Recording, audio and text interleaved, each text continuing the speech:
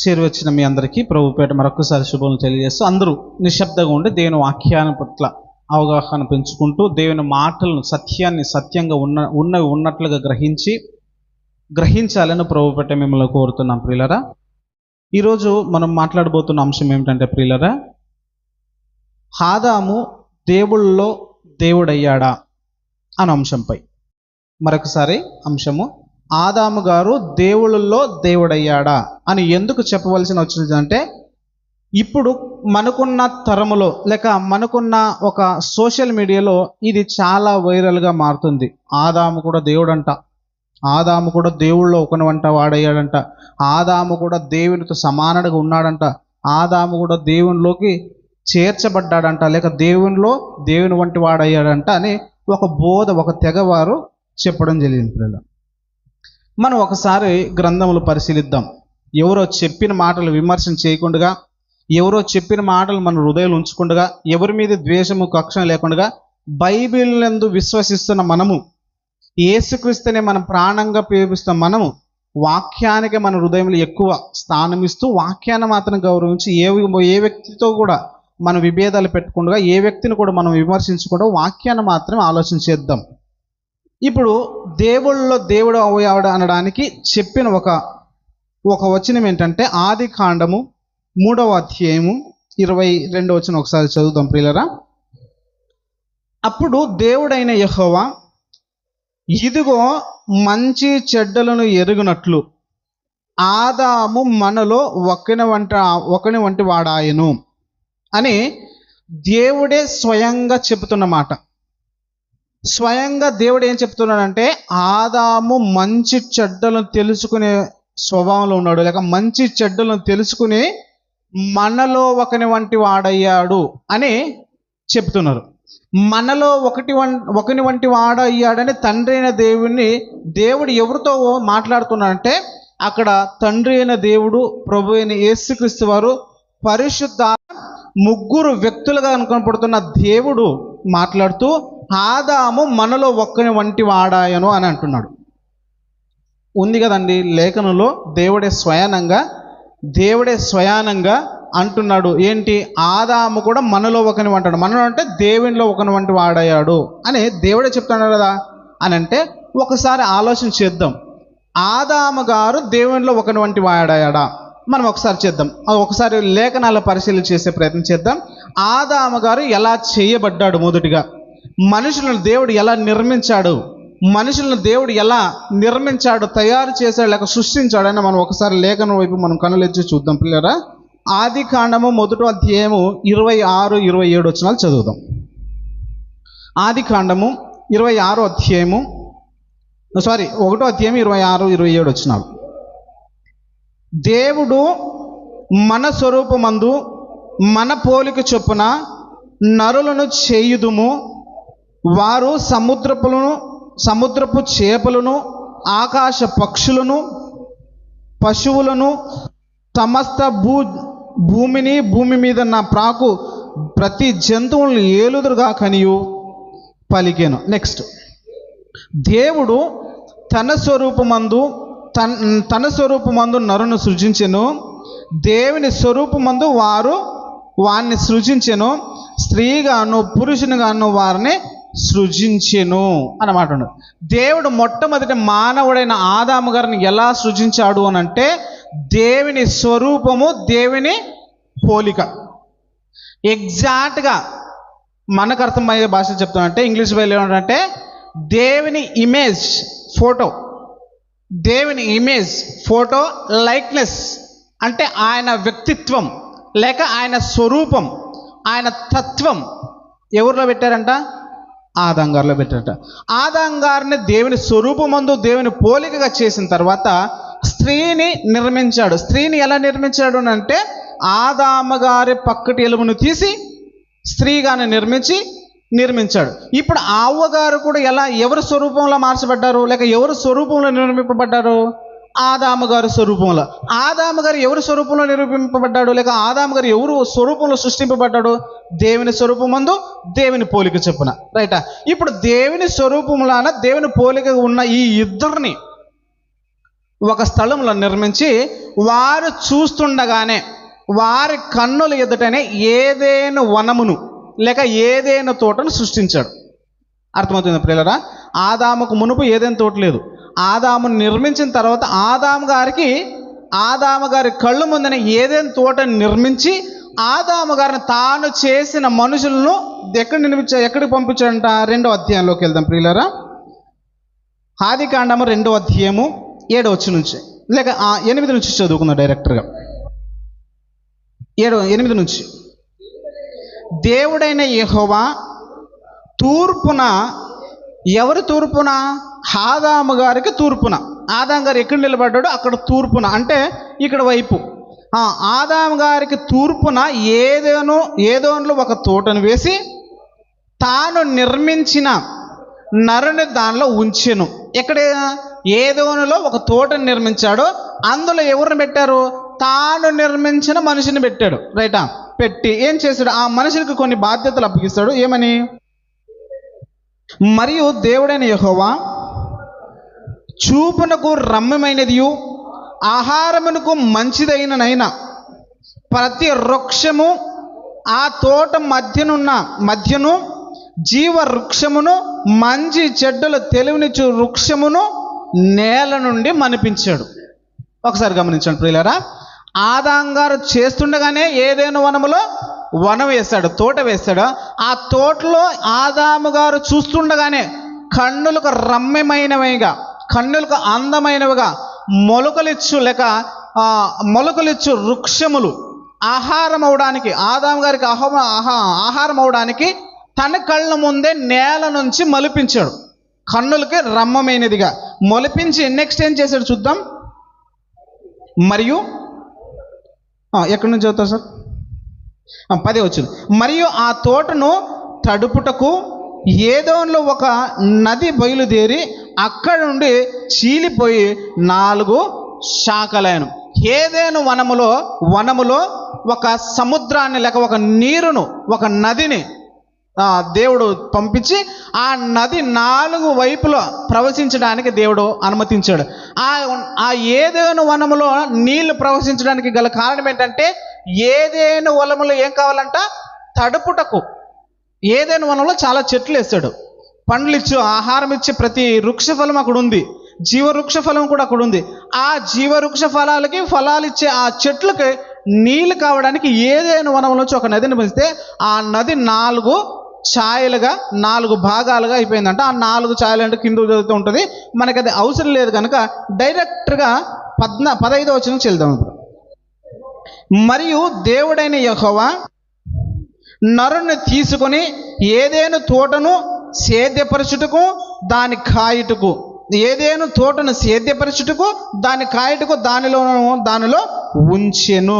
మరియు దేవుడైన యెహోవా ఈ తోటలో ఉన్న ప్రతి వృక్ష ఫలము నిరభ్యంతరముగా తినవచ్చును, అయితే మంచి చెడ్డల తెలివినిచ్చు వృక్ష ఫలము తినకూడదు. నీవు వాటిని తినదినమున నిశ్చయంగా చచ్చేదేవని నరునికి ఆజ్ఞాపించాడు. ఏదైనా వనంలో దేవుడు ఒక తోట వేస్తాడు, తోటలో చాలా వృక్ష ఫలాలు వేస్తాడు, వృక్ష ఫలాల్లో జీవ వృక్ష ఫలం వేస్తాడు. జీవ వృక్ష ఫలములు వేస్తూ ఆదాము గారికి మరియు హవ్వ గారికి ఇచ్చిన ఆజ్ఞ ఏంటంటే, తోటలో ఉన్న ఫలములన్నీ మీరు నిరభ్యంతరంగా తినవచ్చు, అయితే తోటల మధ్యలో ఉన్న ఫలము జీవ వృక్ష ఫలము మీరు తినకూడదు. తింటే మీరు ఏం చేస్తారంట? ఖచ్చితంగా చచ్చిపోతారు. ఖచ్చితంగా చచ్చిపోతారు. కనుక మీరు తినకూడదు, మీరు చావకుండా ఉండాలి అని అంటే ఏం చేయాలంటే ఆ పండు తినద్దు అని చెప్పారు. రైట్. ఆ ఫలంలో ఏదైనా తోటలో ఆదాము గారు ఉంచడానికి గల కారణం 2 కారణాలు చెప్తున్నాడు దేవుడు. ఏంటంటే సేద్యపరచడానికి, కాయడానికి. సేద్యపరచడం అంటే వ్యవసాయం చేయడం. దేవుని తోట లేక దేవుడు వేసిన ఏదైనా తోటలో జీవవృక్ష ఫలములకి ఆ నది నుంచి ప్రవహించు ఆ నీళ్లను ప్రతి వృక్ష ఫలానికి ఆదాము గారే ఆ నీళ్లను తడపాలి. ఆదాము గారే దాన్ని మన భాషలు చెప్పాలంటే వారగడతాం కదా, చేను నానపుతాం కదా, తడుపుతాం కదా, అలాంటి పని ఆదాము గారికి దేవుడు ఇచ్చాడు. సేద్యపరచాలి, కాయాలి. ఈ బాధ్యతను ఇస్తూ ప్రతి దినము ప్రతి వృక్ష ఫలమును చూస్తూనే ఉన్నాడు ఆదాము గారు. అర్థమవుతుందా ప్రజల? ప్రతి దినము ప్రతి వృక్ష ఫలమును తడుపుతాడు, చూస్తున్నాడు, ఆ వాటిని ప్రతి దినము వాటి మధ్యలోనే పెరుగుతున్నాడు. ఎప్పుడు కూడా వాటిని ఆ తోటను మధ్యలో ఉన్న పండును తినాలన్న ఆశ ఎప్పుడూ ఆదాం గారికి పుట్టలేదు. అయితే ఈ ఇరువురు మధ్యలోకి ఒక మూడో వ్యక్తి వచ్చేసి ఏం చేశాడంటే, ఆ తోటల మధ్యలో ఉన్న ఫలం మీరు తినరాదని మీకు దేవుడు చెప్పాడా అని అంటే, ఒక్క మాటలో మనం అయితే ఏం చెప్పాలా? ఆదాం అవ్వ గారు ఏం చెప్పాలి? అవ్వ గారి దగ్గర మొదట సాతాను వచ్చి ఏం చెప్పాడంటే, 3వ అధ్యాయం మొదట వచ్చి చదువుదాం. దేవుడైన యెహోవా చేసిన సమస్త భూ జంతువులో సర్పము యుక్తి గలదై ఉండెను. అది ఆ స్త్రీతో, ఇది నిజమా? ఈ తోట చెట్లలో దేని ఫలమైనను మీరు తినకూడదని దేవుడు చెప్పినా అని అడిగాను.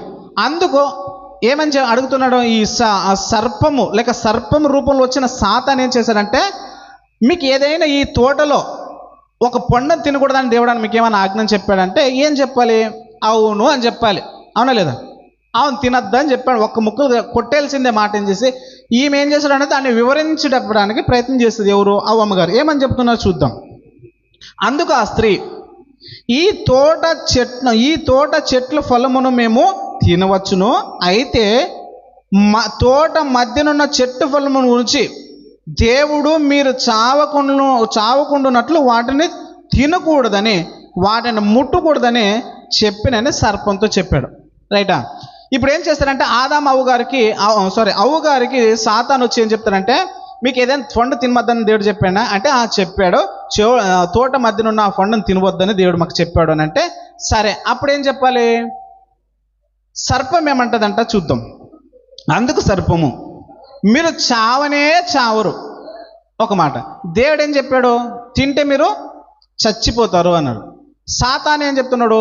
మీరు చావనే చావరు అని చెప్పారు. ఎవరి మాట నమ్మాలి ఇప్పుడు? అవ్వగారు అవ్వమ్మ ఎవరి మాట నమ్మాలి? దేవుని మాట నమ్మాలి. అయితే సాతాను మాట నమ్మింది. సాతాను అబద్ధం చెప్పాడు, నిజం చెప్పాడా? అబద్ధం చెప్పాడు, నిజం చెప్పాడా? అబద్ధం చెప్పాడు. Right, next continue. అబద్ధం చెప్పారని ఫిక్స్ అయిపోయారు కదా. సాతాను గారు అబద్ధం చెప్పారు, మీరు తింటే చచ్చిపోరు అనేది అబద్ధం చెప్పారు. Next continue.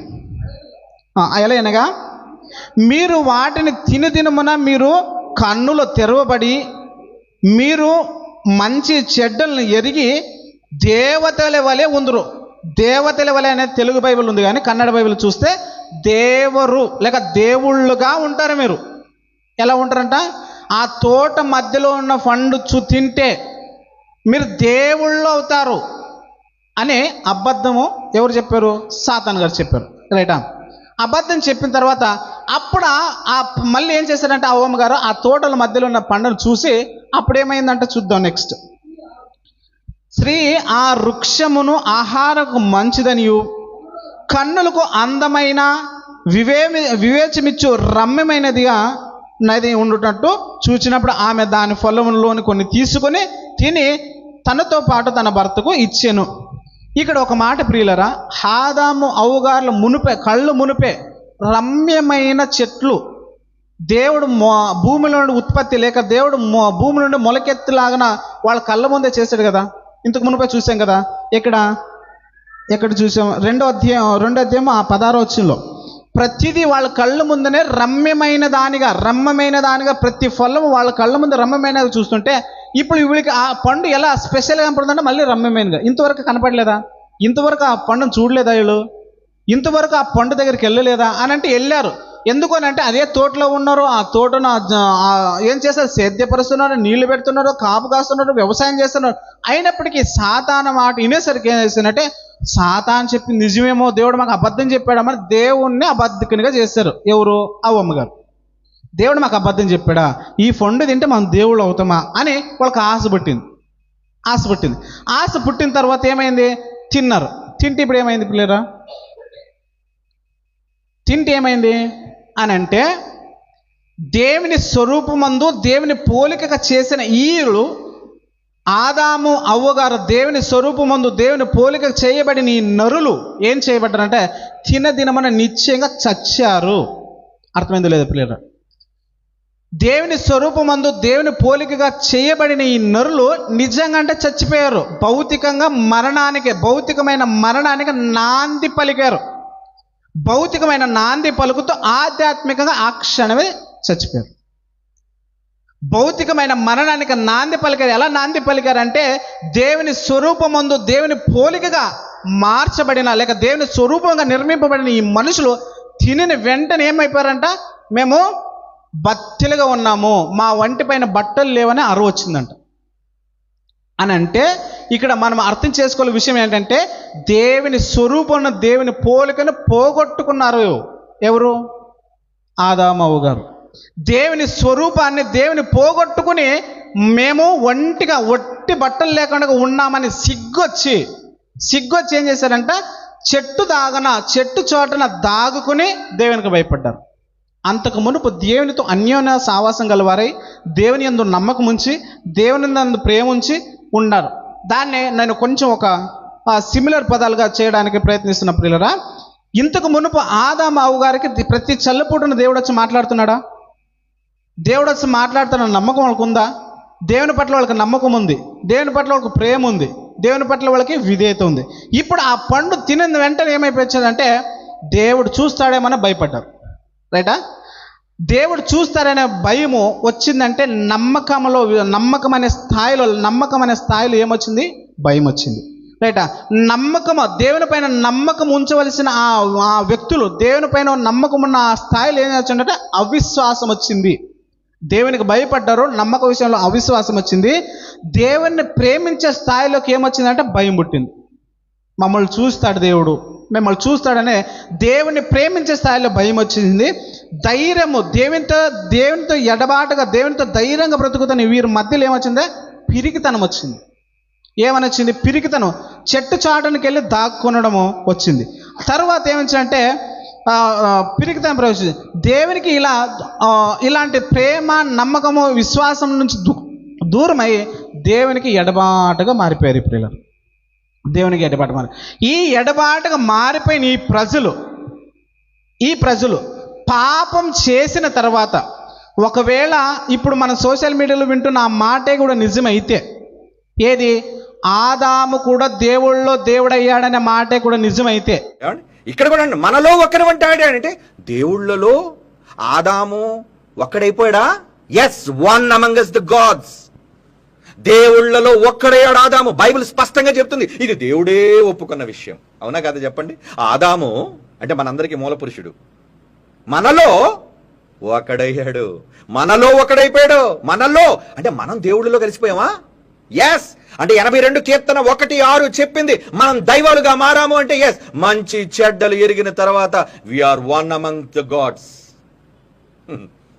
తనతో సమానంగా చేసుకున్నాడండి మనల్ని. ఆదాము గారు పాపం చేసిన తర్వాత దేవుడు అవుతాడా? ప్రశ్న అర్థమైందా ప్రియులరా? ఆదాము గారు పాపం చేసిన తర్వాత దేవుడు అయ్యాడా? పాపం చేసిన తర్వాతే కదా వాళ్ళు మంచి చెడ్డలు తెలుసుకున్నారు. అవునా? అని అంటే ఖచ్చితంగా ఆదాము గారు పాపం చెయ్యక మునిపే మంచి చెడ్డలు తెలుసు. కానీ అనుభవపూర్వకంగా ఎప్పుడు తెలుసారంటే పండు తిన్న తర్వాత అనుభవపూర్వకంగా వచ్చింది. అంతవరకు మంచి మాత్రమే తెలుసు. ప్రతిదీ మంచిదని దేవుడు చెప్పిన ప్రతి మంచి వాళ్ళకి తెలుసు. కానీ మొట్టమొదటిగా పండు తిన్న ఆ అవిధేయత వల్లనే మొట్టమొదటిగా ఏమొచ్చింది పిల్లడా? మొట్టమొదటిగా వాళ్ళకి ఏమొచ్చిందంటే పాపం వచ్చింది. ఆ పాపం వచ్చినప్పుడు వీళ్ళు సోషల్ మీడియా అంటే పాపం చేసిన ఆ పతనపు స్థితిలో ఉన్న ఈ మనుషుల్ని పట్టుకుని మనుషులు ఆదాము గారు కూడా దేవుళ్ళలో దేవుడయ్యాడు అంటారు. మనుషులందరూ కూడా ప్రతి ఒక్క మనిషి పాపం చేస్తున్నా లేదా? అట్టంటే మనం కూడా పాపం చేసిన ప్రతి మనిషి కూడా దేవుడే అవ్వాలిగా. అంటే ఈ లెక్కన దేవుడు కూడా పాపం చేస్తాడని అర్థమవుతుందా ప్రియులరా? ఆదాము గారు పాపం చేసిన తర్వాతే కూడా దేవుడు అయ్యాడు అని అంటే అంతకు మునుపు దేవుడు కూడా ఏదో ఒక పాపం చేసి ఉండాలని వీళ్ళు ఒప్పుకోవాలి. ఎందుకనంటే పాపం చేస్తేనే కదా దేవుడు. మీరు ఆదాము గారు మనలో ఒకని వంటి వాడు అయ్యాడు అని వీళ్ళు బోధిస్తున్నారు కదా. ఈ బోధించడం మనలో ఒకని వంటి దేవునిలో దేవుడు అయ్యాడు అని అంటే ఆదాము గారు పాపం చేస్తే ఆ పాపంలో పడిపోయిన స్థితిలో నుండి దేవుడు అవ్వగలడా? పాపం చేస్తే మనిషి దేవుడు అవ్వగలడా? పాపం పతనపు స్థితిలో ఉన్నవాడు మనిషి దేవునికి సమానుడు అవ్వగలడా? మనలో ఒకని వంటి వాడు అవ్వగలడా? దేవుడిలో ఒకని వంటి వాడు అవ్వగలడా? పాపపు స్థితిలో ఉన్న ఆ మనిషి దేవునిలో ఒకడు అవ్వగలడా? అర్థమవుతుందా పిల్లరా? ఎప్పటికీ అవ్వలేడు. మరి దేవుడే అన్నాడు కదా అని అంటున్నారు. దేవుడే అన్నాడు కదా మనలో ఒకని వంటి వాడయ్యానంటే ఒక్కసారి మనం ఆలోచన పెట్టి చూడాలి. ఇంతవరకు వాళ్ళకి ఏమనుకున్నాం అంటే, ఇంతవరకు వాళ్ళే మేధావులని అనుకున్నాం, ఇంతవరకు వాళ్ళే జ్ఞానులం అనుకున్నాం.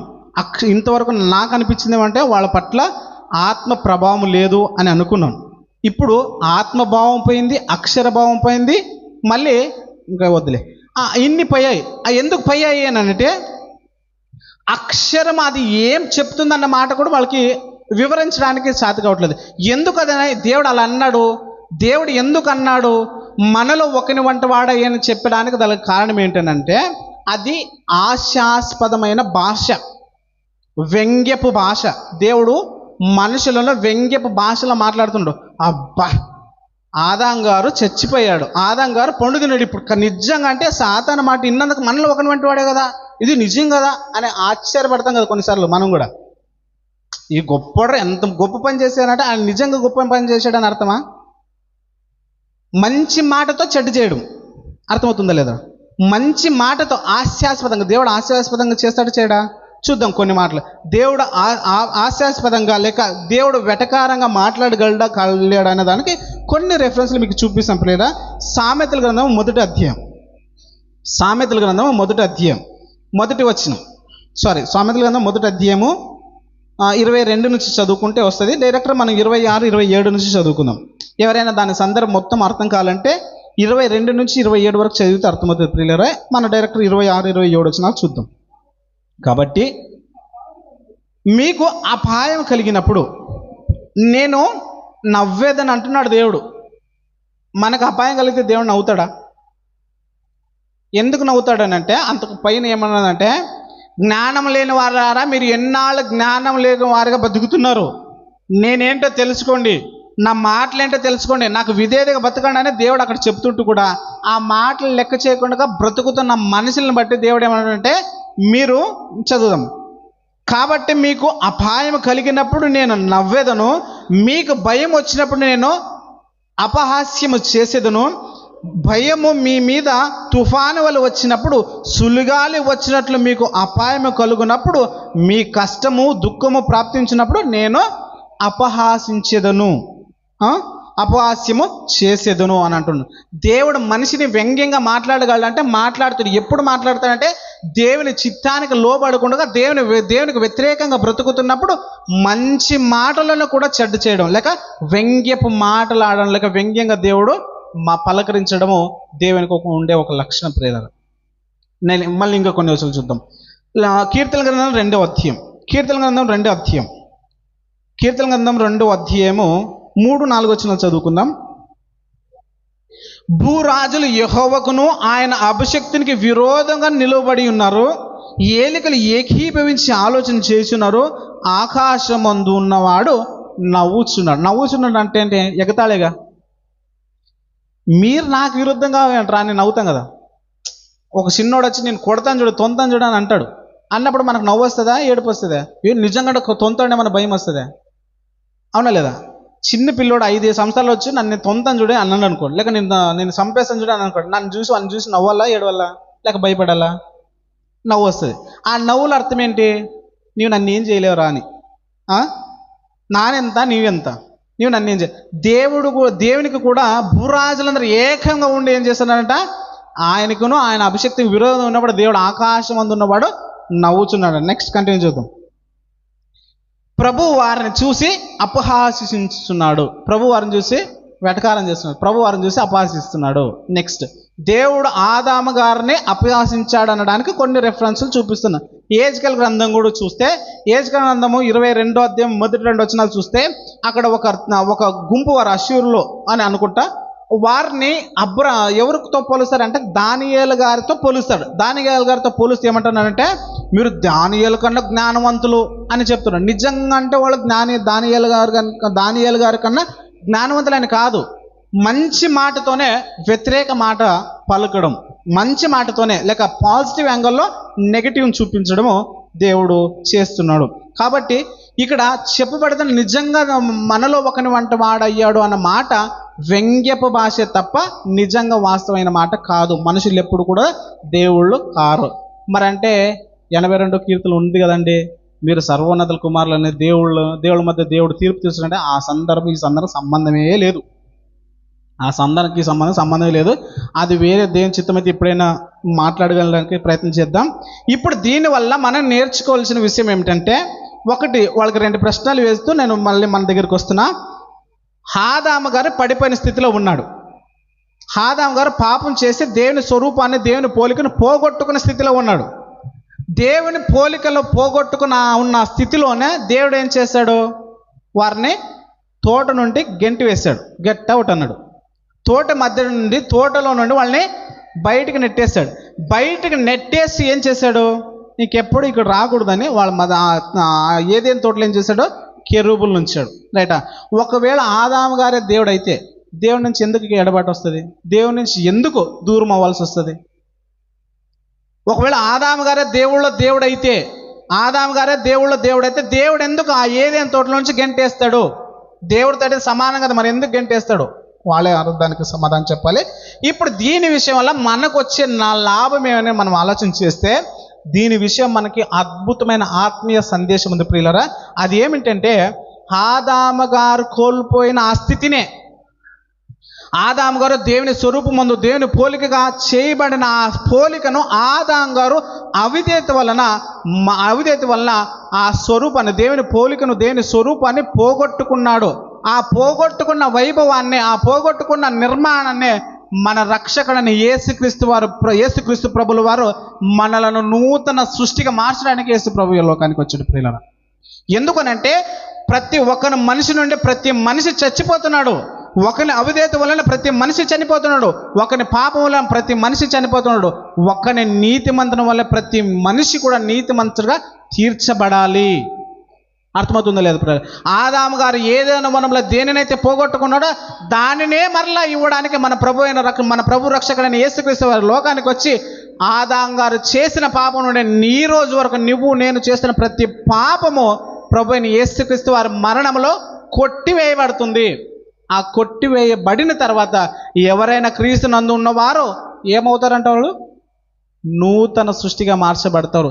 ఎందుకు నూతన సృష్టి? ఇప్పుడున్న సృష్టి మంచిది కాదా అనంటే, పతనపు స్థితిలో ఉన్నాం, పాపపు స్థితిలో ఉన్నాం.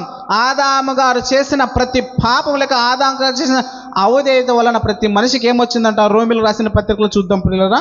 రోమిలకు రాసిన పత్రిక 5వ అధ్యాయం 12వ వచనం చదువుదాం ప్రియులరా. ఇట్లుండగా ఒక మనిషిని ద్వారా పాపము ద్వారా మరణమును లోకములు ఎలాగ ప్రవేశించునో అలాగనే మనుషులందరూ పాపము చేసినందున మరణము అందరికీ సంప్రాప్తమాయును. ఆదాము గారు చేసిన పాపం వల్ల ప్రతి మనిషికి కూడా ఏమొస్తుందంటే మరణం వస్తుంది. ఆ మరణం వచ్చిన ప్రతి మనిషికి ఏమొస్తుందంటే, ప్రతి మనిషి కూడా అతిక్రమిస్తున్నాడు. ప్రతి మనిషి కూడా తన బ్రతుకుతున్న దినములన్నీ కూడా పాపం చేస్తూనే బ్రతుకుతున్నాడు.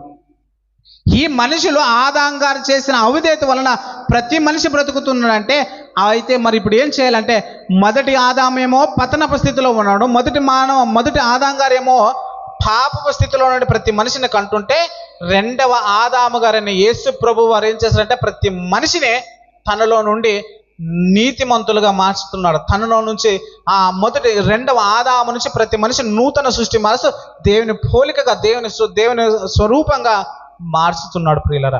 అలాంటి స్వభావంలో ఉన్న మొదటి ఆదాము గారి స్వరూపంలోనే మనం ఉన్నామా ఇంకా, లేక రెండవ ఆదామైన ప్రభువుని యేసుక్రీస్తు వారిని అంగీకరిస్తూ ఆయనలోకి మనం ఇంకా బ్రతకడానికి ప్రయత్నిస్తున్నాం ప్రియులరా.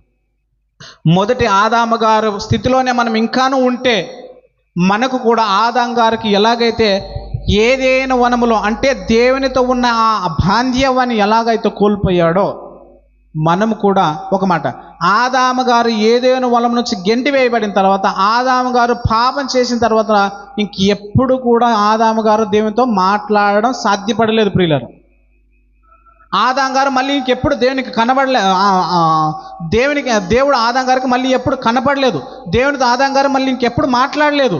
ఎందుకనంటే పతనం అయ్యాడంటే ఇంకెప్పుడు పడిపోయిన మనిషి చచ్చిపోవాలి. గనుక ఆ మనిషి ఇంకెక్కువ కాలం బ్రతకకుండా ఉండాలి అని అంటే ఏం చేస్తాడంటే, ఒకవేళ మళ్ళీ జీవవృక్ష ఫలం తింటాడేమో అని చేసి ఆ మనిషిని గెంటి వేశాడు. పడిపోయిన మనిషి పడిపోయిన మనిషి ఇంకెక్కువ కాలం బతకూడదు. మనం కూడా చావు వస్తే మంచిదే అనుకోవాలి. ఎందుకు అంటే ఎంత త్వరగా చచ్చిపోతే అంత మేలు. ఎందుకు అని అంటే ఎంత త్వరగా చచ్చిపోతే అంత మేలు. ఇది ఎందుకు అని అంటే అంత తక్కువ పాపాలు చేస్తాం మనము. ఎంత ఎక్కువ కాలం బ్రతికితే అంత ఎక్కువ అబద్ధాలు ఆడతాం, అంత ఎక్కువ పాపాలు చేస్తాం, అంత ఎక్కువ దేవుని ఉగ్రతకు పాత్రలు అవుతామే తప్ప బతికినన్ను దినాలు నీతిమంతులుగా మనం మారం. అవునా లేదు ప్రియులారా? గనక ఎంత త్వరగా దేవుని దయలో దేవుని కృపలో ఉండి చచ్చిపోతే ఇంకా ధన్యత. దేవుని దయలో దేవుని సేవల రక్షణ అనుభవాన్ని అనుభవిస్తూ అంత త్వరగా చచ్చిపోతే దేవునితో మనకి ఇంకా బాంధ్యవాన్ని మనం జల్దీ చేజించుకున్న వారమవుతాం. మొదటి ఆదాము గారు పతనమయ్యాడు. ఆ మొదటి ఆదాము గారు పతనమైన స్థితిలో ఉండి మనుషులందరినీ పాపానికి లేక మనుషులందరూ మరణానికి కోసం చేస్తుంటే, ఆ రెండవ ఆదాము గారు క్రమంలో వస్తున్న ప్రతి ఒక్కరు కూడా నిత్య జీవమును స్వతంత్రించుకోవాలి. నిత్య జీవనం ఇవ్వడానికే ప్రభువైన యేసుక్రీస్తు వారు ఈ లోకానికి వచ్చారు. ఇంకొక మాట ప్రియులారా, ఆదాము అవ్వ గారి మధ్యలోనే ఆ ఏదైనా తోటలోనే జీవవృక్ష ఫలం ఉంది. వారు నిరంతరంగా బ్రతకాలని, ఒక నిరంతరం బ్రతకడానికి జీవవృక్ష ఫలం ఉంది. ఆ జీవవృక్ష ఫలం తినకూడదని ఆదాము గారిని అవ్వ గారిని ఏదైనా వనంలోంచి దేవుడు గెంటి వేస్తాడు. యేసుక్రీస్తు అందరూ స్థిరలుగా ఉంటే, యేసుక్రీస్తు వారు మనం అందరూ స్థిరంగా ఉంటే, ఆయన యందు నమ్మకం ఉంచి ఆయన యందు భయభక్తులు కలిగి ఉంటే మనకు ఆ ఆదాము గారు తినలేకపోయిన ఆ జీవవృక్ష ఫలాన్ని మనము తినే అవకాశం ఉంది. ఎక్కడనంటారా? ప్రకటన గ్రంథం 2వ అధ్యాయం 7వ వచనం చూద్దాం. ప్రకటన గ్రంథం 2వ అధ్యాయం 7వ వచనం పిల్లలు, చెవిగలవాడు ఆత్మ సంగములతో చెప్పుచున్న మాట వినుగాక. జయించు వానికి దేవుని పరదేశిలో ఉన్న జీవ వృక్ష ఫలమును భుజింపనిత్తును. పరదేశిలో ఉన్న జీవ వృక్షపు ఫలము ఒకానొక టైంలో ఏదైనా వనములో ఉన్న ఆ జీవ వృక్ష ఫలములో దేవుని యందు స్థిరలుగా ఉండి, దేవుని యందు నమ్మకంగా ఉండి, దేవుని యందు యథార్థంగా బ్రతికితే, ఆయన పట్ల మనం విధేయత కలిగి ఉంటే, ఓడిపోయిన స్థితిలో ఆదాము గారు ఉన్నారు. మనలను నిలబెట్టడానికి, మనల్ని జయమిచ్చడానికి యేసుప్రభు ఈ లోకానికి వచ్చాడు. యేసుప్రభు నందున్న వారు జయము పొందుకుంటే, వారు జయించిన వారిని ఆదాము గారు కోల్పోయిన ఆ జీవవృక్ష ఫలమును తినడానికి దేవుడు మనకు అనుమతిస్తున్నాడు.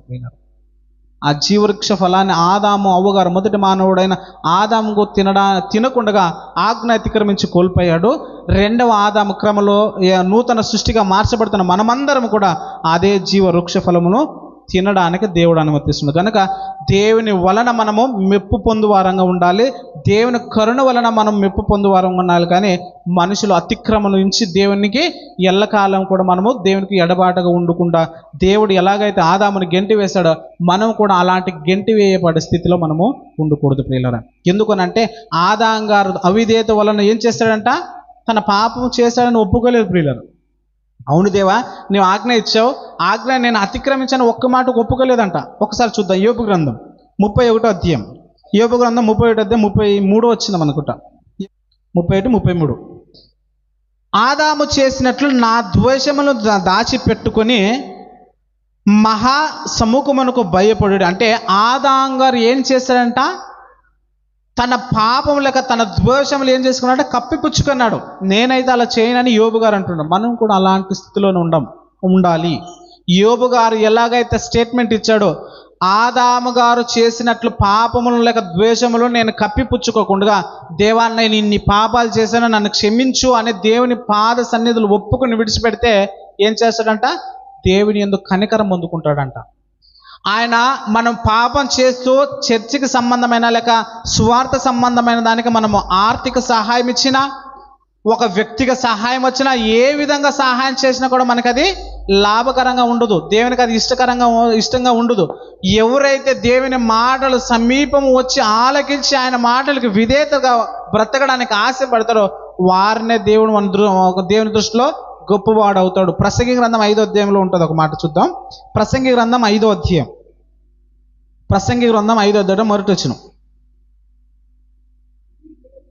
నీవు దేవుని మందిరంకు పోవునప్పుడు నీ ప్రవర్తన జాగ్రత్త చూచుకొనుము. బుద్ధిహీనులు అర్పించున్నట్లుగా బలి అర్పించుట కంటే సమీపించి ఆలకించుట శ్రేష్టము. ఆదాము గారు బుద్ధిహీనంగా దేవుని ముందు పాపములు ఒప్పించుకోకుండా, దేవుని ముందు పాపములు ఒప్పుకోకుండా అతిక్రమలు దాచిపెట్టువాడు వర్ధిల్లుడు. దాన్ని ఒప్పుకొని విడిచిపెట్టేవాడే కనికర పొందుడు. దాన్ని ఒప్పుకొని విడిచిపెట్టేవాడు దేవుని దృష్టిలో పడతాడు. యథార్థవంతులను దేవుడు దృష్టించును అన్న మాట లేఖనాలు ఉంటాయి. యథార్థవంతుల పట్ల దేవుని కృప ఉంటుందనే బైబిల్ ఎన్నోసార్లు కనబడుతుంది. మనము కొన్ని సందర్భాల్లో దేవుని వాక్యానికి విరుద్ధంగా బ్రతుకుతున్నప్పుడు మనకు అది ఎవరైనా బోధించినా లేక మనకే పరిశుద్ధాత్మ వలన హెచ్చరింపబడుకున్నా అప్పుడు మన పాపములు ఒప్పుకొని విడిచిపెట్టడానికి మనం ప్రయత్నించాలి ప్రియుల. లేదు కాదు కూడదు అనుకుంటే ఆ పాపపు స్థితిలో ఉండి మనము సేవ కొరకు మందిరం కొన్ని లక్షలు ఇచ్చిన ఉపయోగం లేదు, కోట్లు ఇచ్చిన ఉపయోగం లేదు, 100 ఇచ్చిన ఉపయోగం లేదు, 10 ఇచ్చిన ఉపయోగం లేదు. మనము దేవునికి బలి అర్పించడం అంటే కాணிక విషయంలో లేక ఆర్థిక విషయంలో, వ్యక్తిగత విషయంలో, పాటల విషయంలో, ఏ విషయంలో కూడా దేవునికి మనం సహాయం చేసిన అది ఉపయోగం ఉండదు. కానీ సమీపించి దేవుని మాటలు విని ఆలకించిన వాడే శ్రేష్ఠుడంట. అలాంటి ధన్యకరమైన జీవితంలో మనం ఉండాలి ప్రియులారా. ఆదాము వలె అవిధేయులుగా ఉండకూడదు. ఆదాములాగా అవిధేయులుగా ఉండకూడదు. ఎందుకనంటే ఆదాము గారు తప్పు చేసి ఏదైనా వాళ్ళ నుంచి గెంటి వేయబడ్డాడు. మనం కూడా అలాంటి తప్పు స్థితిలో ఉంటే మనం కూడా ఒకానొక స్థితిలోనో గెంటి వేయబడతాం.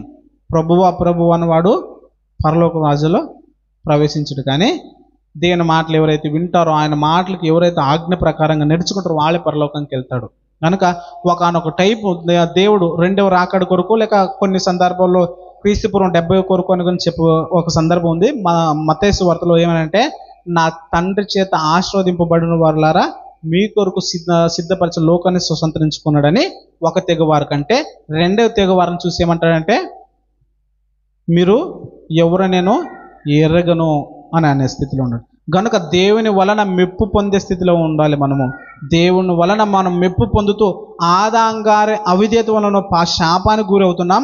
రెండవ ఆదాము గారి వలన మనము నీతిమంతులుగా తీర్చబడతాం. చివరికి ఒక లేఖనం చూసుకుని ముగించుకున్న ప్రియులారా, మొదటి కొరింథీయులకు రాసిన పత్రిక 15వ అధ్యాయం 22 వచనం.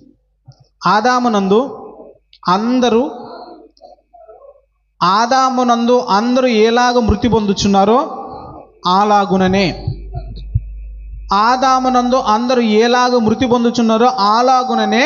క్రీస్తునందు అందరూ బ్రతికింపబడుదురు అని లేఖన సెలవిస్తున్న ప్రభువు. ఆదాము వలన ప్రతి ఒక్కరు ఏం చేస్తున్నారంట?